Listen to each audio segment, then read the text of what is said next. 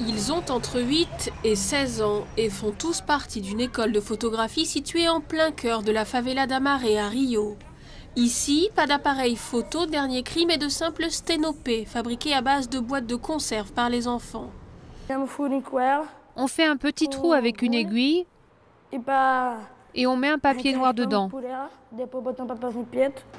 3 fois par semaine, après l'école, ils apprennent gratuitement dans cette ONG les bases de la photographie.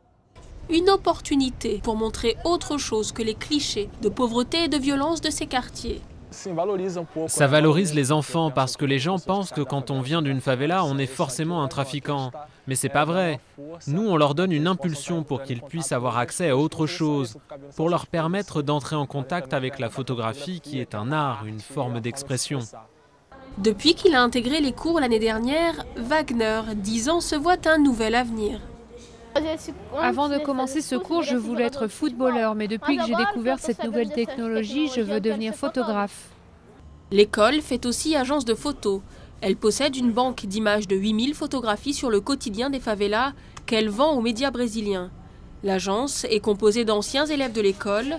Il y a encore 5 ans, Francisco prenait des cours ici. Aujourd'hui, il est ce qu'on appelle un photographe populaire. Les habitants de la favela ne se reconnaissent pas dans les images qui sont véhiculées par la presse. Je pense qu'un photographe populaire est un photographe qui va à contre-courant de cette image.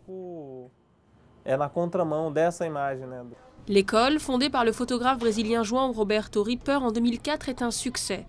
200 élèves sont passés par ici, dont 40 sont devenus des photographes professionnels.